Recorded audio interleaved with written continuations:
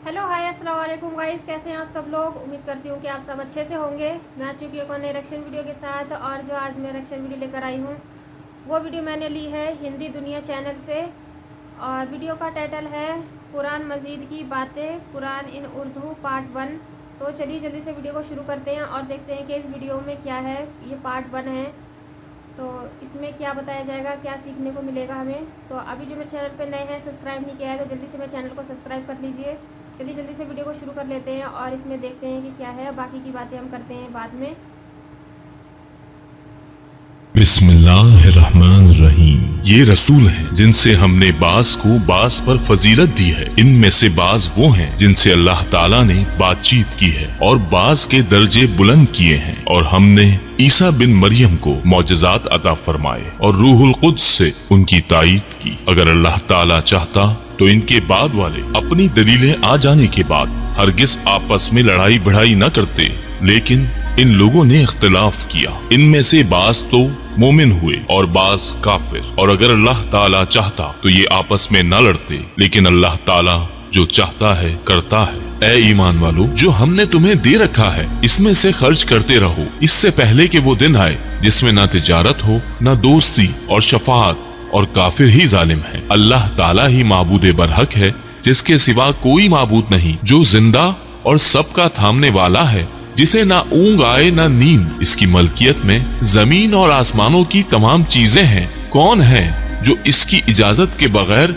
इसके सामने शफाअत कर सके? वो जानता है जो उनके सामने है और जो उनके पीछे है, और वो इसके इल्म में किसी चीज का अहाता नहीं कर सकते मगर जितना वो चाहे। उस कीकर सी की वसअत ने जमीन और आसमान को घेर रखा है, और अल्लाह ताला उनकी हिफाजत से न थकता और न उकताता है। वो तो बहुत बुलंद और बहुत बड़ा है। दीन के बारे में कोई जबरदस्ती नहीं, हिदायत जुलालत से रोशन हो चुकी है। इसलिए जो शख्स अल्लाह ताला के सिवा दूसरे माबूदों का इनकार करके अल्लाह ताला पर ईमान लाए, उसने मजबूत कड़े को थाम लिया जो कभी न टूटेगा। और अल्लाह ताला सुनने वाला और जानने वाला है। ईमान लाने वालों का कारसाज अल्लाह ताला खुद है। वो उन्हें अंधेरों से रोशनी की तरफ निकाल ले जाता है, और काफिरों के औलिया शयातीन है, वो इन्हें रोशनी से निकाल कर अंधेरों की तरफ ले जाते हैं। ये लोग जहन्नुमी हैं जो हमेशा उसी में पड़े रहेंगे। क्या तूने इसे नहीं देखा जो सल्तनत पाकर इब्राहिम से उसके रब के बारे में झगड़ रहा था?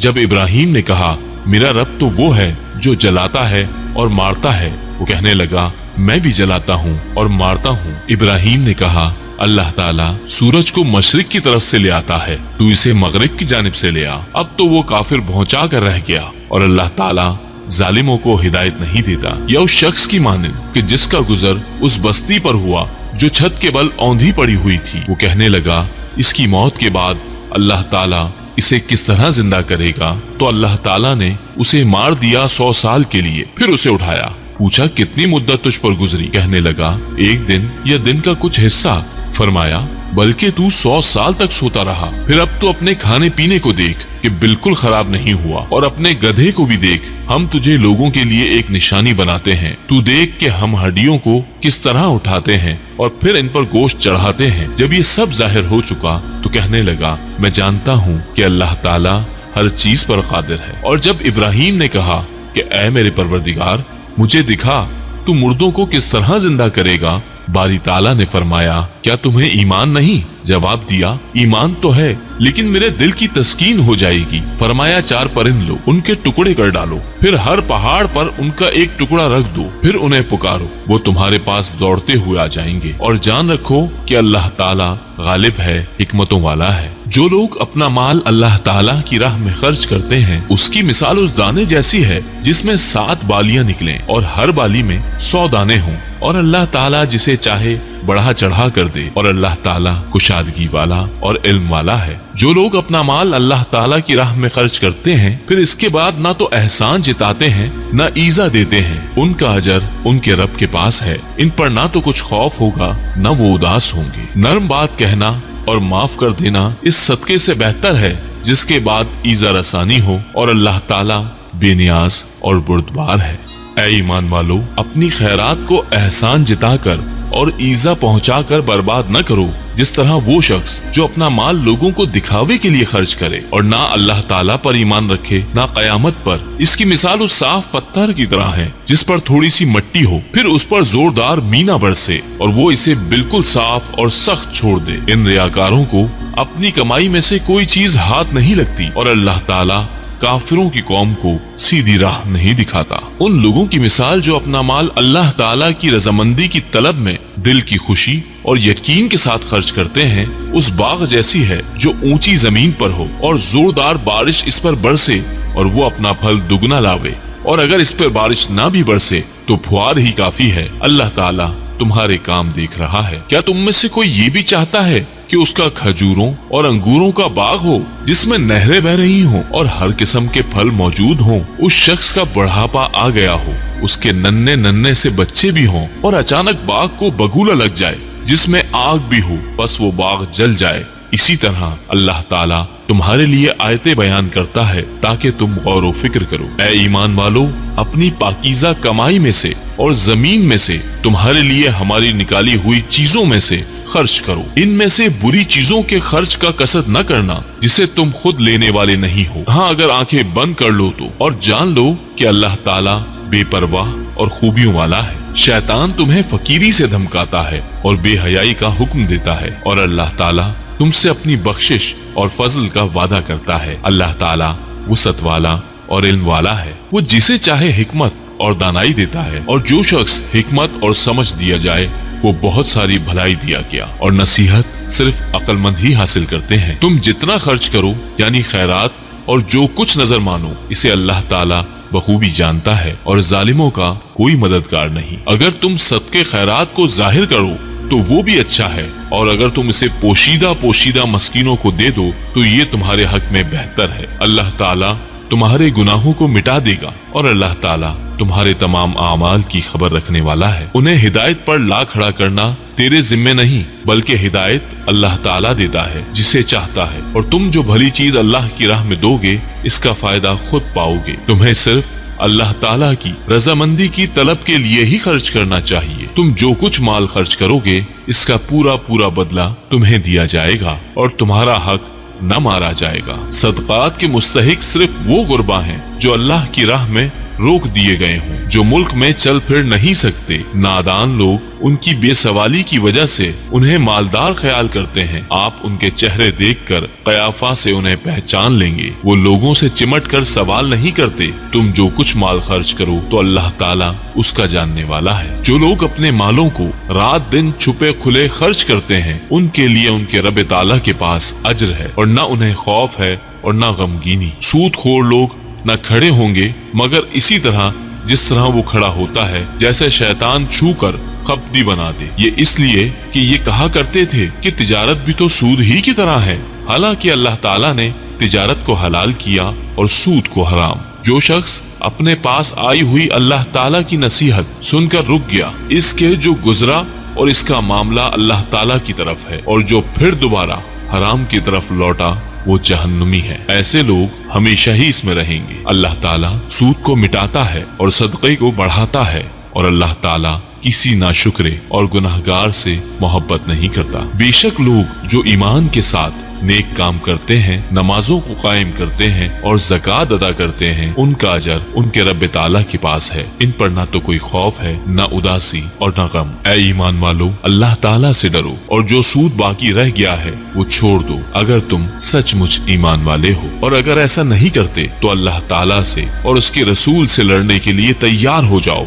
हाँ, अगर तौबा कर लो तो तुम्हारा असल माल तुम्हारा ही है। न तुम जुल्म करो न तुम पर जुल्म किया जाएगा। और अगर कोई तंगी वाला हो तो उसे आसानी तक मोहलत देनी चाहिए, और सदका करो तो तुम्हारे लिए बहुत ही बेहतर है अगर तुम में इल्म है। और उस दिन से डरो जिसमें तुम सब अल्लाह की तरफ लौटाए जाओगे, और हर शख्स को उसके आमाल का पूरा पूरा बदला दिया जाएगा और उन पर जुल्म नहीं किया जाएगा। ऐ ईमान वालों, जब तुम आपस में एक दूसरे से मियाद मुकर्रर पर कर्ज का मामला करो तो उसे लिख लिया करो, और लिखने वाले को चाहिए कि तुम्हारा आपस का मामला अदल से लिखे। कातिब को चाहिए कि लिखने से इनकार न करे जैसे अल्लाह ताला ने उसे सिखाया है। बस उसे भी लिख देना चाहिए। जिसके जिम्मे हक हो वो लिखवा ले, اور اپنے اللہ تعالیٰ سے ڈرے جو اس کا رب ہے اور حق میں سے کچھ گھٹائے نہیں۔ ہاں، جس شخص کے ذمہ حق ہے وہ اگر نادان ہو یا کمزور ہو یا لکھوانے کی طاقت نہ رکھتا ہو تو اس کا ولی عدل کے ساتھ لکھوا دے،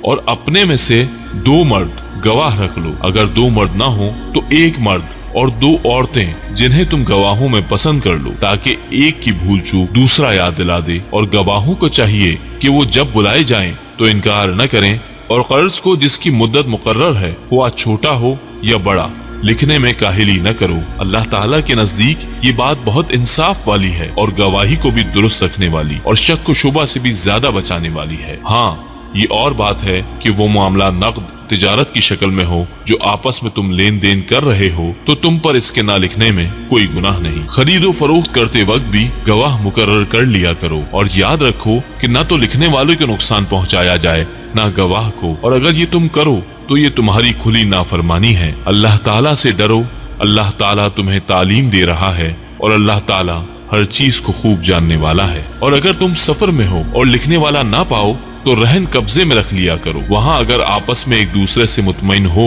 تو جسے امانت دی گئی ہے اسے ادا کر دے، اور اللہ تعالیٰ سے ڈرتا رہے جو اس کا رب ہے۔ اور گواہی کو نہ چھپاؤ، اور جو اسے چھپا لے وہ گناہگار دل والا ہے، اور جو کچھ تم کرتے ہو اسے اللہ تعالیٰ خوب جانتا ہے۔ آسمانوں اور زمین کی ہر چیز اللہ تعالیٰ ہی کی ملکیت ہے۔ تمہارے دلوں میں جو کچھ ہے اسے تم ظاہر کرو یا چھپاؤ، اللہ تعالیٰ اس کا حساب تم سے لے گا، پھر جسے چاہے بخشے اور جسے چاہے سزا دے، اور اللہ تعالیٰ ہر چیز پر قادر ہے۔ رسول ایمان لایا اس چیز پر جو اس کی طرف اللہ تعالیٰ کی جانب سے اتری، اور مومن بھی ایمان لائے، یہ سب اللہ تعالیٰ اور اس کے فرشتوں پر اور اس کی کتابوں پر اور اس کے رسولوں پر ایمان لائے۔